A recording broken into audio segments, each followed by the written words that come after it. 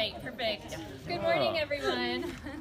Thank you so much for coming to TreeTopChild Advocacy Center's ribbon cutting and open house ceremony. It's a gorgeous day for a grand opening. I thought it was definitely going to be a little smokier out.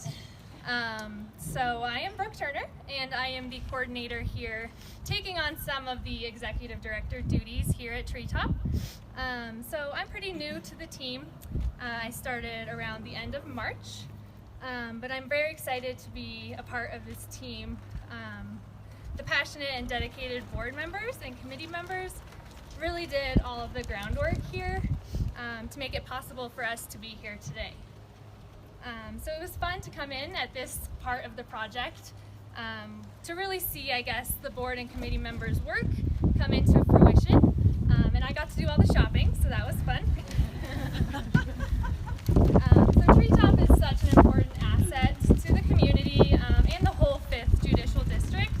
And I can't wait to see us up and running. There's still a lot of exciting work to be done, but we're just getting started. So thank you so much again to all of the board and committee members, and thank you all for coming today. And so we're lucky to have the support of the community for such an important place like TreeTop. So let's go ahead and get started. Here is Nicole Borteau, Adult and Family Program Manager with the Department of Human Services. Thanks, Brooke. I don't get blown away here. So for the last year and a half or so, I've had the honor of helping to lead an amazing group of professionals who have been really passionate and committed to improving the outcomes and experiences of those victimized by child sexual abuse. Through the dedication of this group, community partners, and citizens alike, we're now able to open the doors of TreeTopChild Advocacy Center. TreeTop is a newly established nonprofit agency serving children up to the age of 18 within Summit County, across the 5th Judicial District, as well as surrounding counties who are in need of our services. The mission of TreeTop is to provide a safe place that empowers children and families to end abuse through intervention, advocacy, and support services.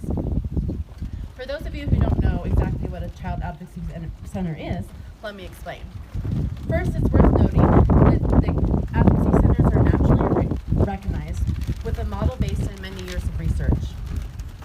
The first advocacy center was actually established by a district attorney out of Alabama in the 1980s. His purpose was to improve community collaborative response to child sexual abuse and improve the criminal justice processing of these cases as well, in a way that was not further harming or traumatizing the children that were involved. The unifying philosophy among child advocacy centers today is that child sexual abuse is a multifaceted community problem that requires a multidisciplinary response that is least detrimental to the victim.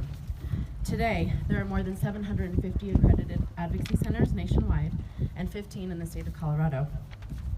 So, child advocacy centers are community-based, child-focused, facility-run programs in which representatives from multiple disciplines work together to investigate, treat, manage, and prosecute sexual abuse cases or other traumatic incidences experienced by children.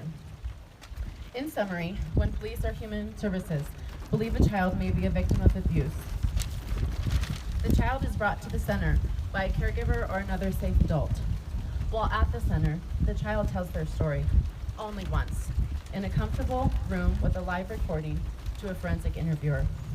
A forensic interviewer understands children's stages of cognitive development, the complexities of the adolescent brain, and are specially trained to ask the right questions. Then, based on the interview, these multidisciplinary team members make decisions together about how to help the child and collaborate on next steps. Finally, advocacy centers can offer a wide range of services like therapy, medical exams, courtroom preparation, victim advocacy, case management, and coordination. Child sexual abuse is a prevalent problem. At minimum, 1 in 10 children will be victimized before they turn 18. And we know that child sexual abuse is significantly underreported. Shame, blame, and fear perpetuate this silence. We want to end this silence, seek justice, and most importantly, facilitate healing to children and families through trauma-informed coordinated services. The environment and trust is critical for victims of any age, and TreeTop will now be able to provide this environment to children and families at the most difficult time in their lives. Thank you. Shannon?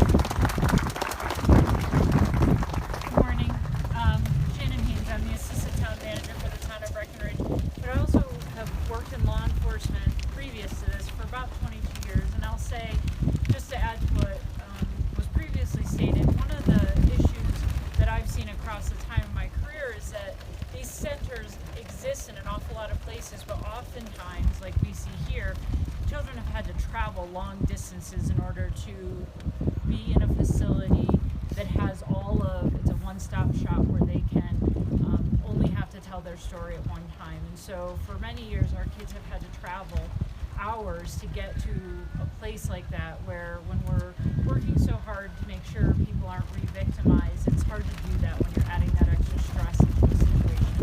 So it is with great pleasure as the town of Breckenridge is thrilled to have had a hand in bringing Treetop to this community, to Summit County, and to the 5th Judicial District as a whole. It was a unanimous decision on the part of council to open up this space here at the BGBCC Center, which we feel really is an appropriate place to have a center like this with the South Branch Library here. It's a very safe and comforting environment for kids and their families to be. I had the pleasure of working with Joanne Sprouse to get this to come to fruition. So I want to thank her. It was an absolute pleasure to work with her over the last several months to get this done.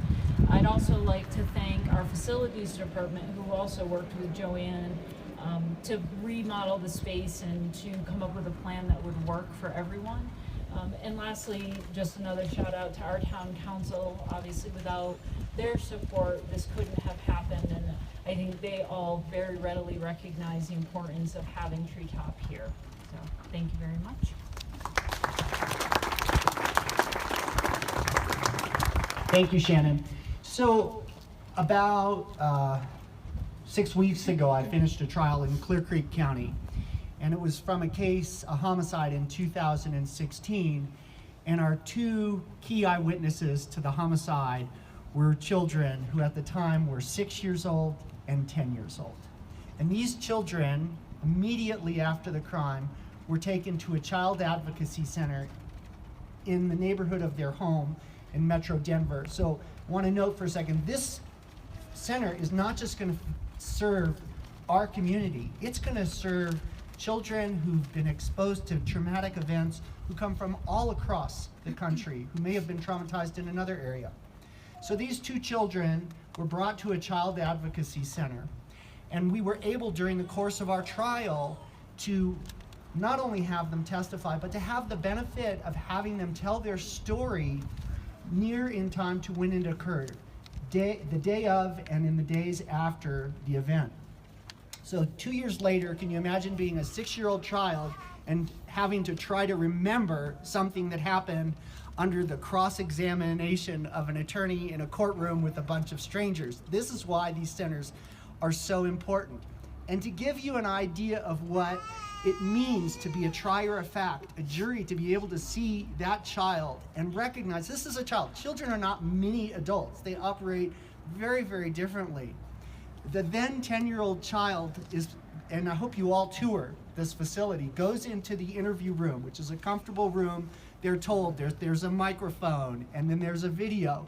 And the interviewer gets the story from the child and then leaves the room to consult with the other professionals, because the interviewer may not know of what the underlying case is all about. So there's a little bit of a break. So as the interviewer leaves the room, the child seizes on the microphone.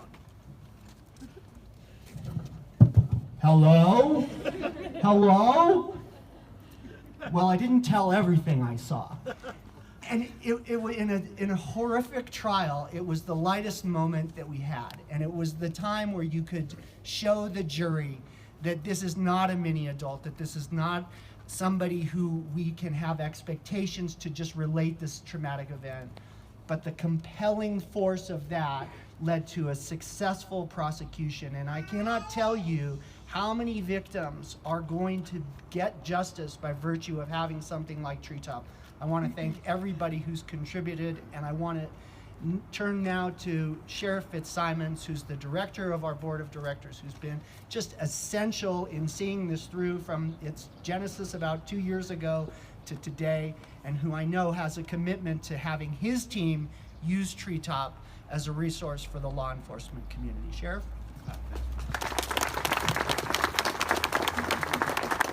Good afternoon, everyone. I'm standing here and I'm watching the ribbons start to droop and the scissors kind of droop. And all of them looking pleading, saying, please end this. But I don't want to end it without first recognizing it. As Bruce said, there's a tremendous amount of people here who you see standing here that helped put this together. This was truly, as we do a lot of things in this community, a grassroots idea that a group of us sat around a table and said, enough is enough. We need to bring this to our community somehow. How do we do this? And you get a bunch of people that we're not business people, right? We're government people, and we're trying to figure out how to put together a nonprofit. So what do? We recruit an attorney, Allison Casillas. So, and then the county attorney's office also worked with us. But there's so many people, both in the community, the town governments, private donors, community partners, so many people involved in this and putting this together, many of which are here today, standing amongst you and standing before you. So I really want to say thank you to them, and this is going to be a game changer for the children of our community. It's going to be an absolute game changer. There's no doubt about it. You know, this is like you know, build it and they will come. So unfortunately, we will fill these walls with children that need the services. So without any further ado, I'm going to introduce the people that are cutting the ribbons here. We have Thomas Davidson, County Commissioner, Dan Gibbs, County Commissioner, Allison Casillas, who's a board member. Allison, you there? I'm here. Nicole, who you've met, Amy Wineland, Joanne Sprouse, Public Health, Human Services, Erin. Where's Erin? There she is. And Deb Hay, one of our donors, our private donors. I would be remiss if, you know, I'm the guy that's, you know, been in this job for 28 years now, going on 29 years. Truly don't believe there's any coincidences, right? Because I wouldn't be standing here before you. But here we are with Deb and her family, and today would have been her and Paul's 49th wedding anniversary. Happy anniversary. These flowers are from your family to you. I do just have to say one thing about Paul. Paul and I started dating when I was 16. And by the time we got married, we had already talked about and been committed jointly to justice issues for children. And that's how we ended up adopting 8 children and then giving birth to two of the kids here. And that pursuit of justice for children has been absolutely pivotal throughout our lives. So this donation that I made to Treetop is just a continuation of the justice issues that Paul was committed to for all of his life.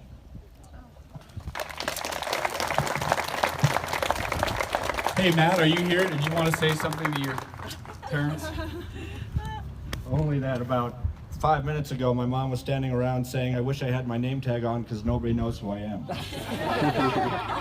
And I said, trust me, Mom, we all know who you are. So we love you. We're deeply, deeply proud of you. We can't just begin to express how proud we are of the legacy that you guys have had on this community. So we love you.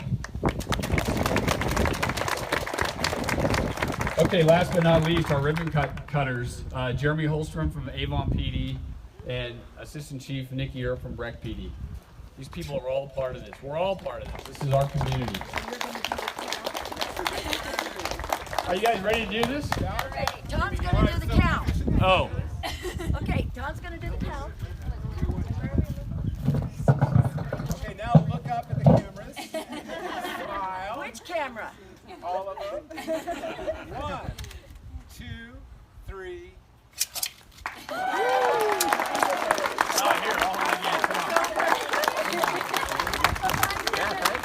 Well, we'll have to get together and try and get out with the summer at some point. Here, better scissors. Better scissors, Deb. You know, I haven't gotten one. Hey!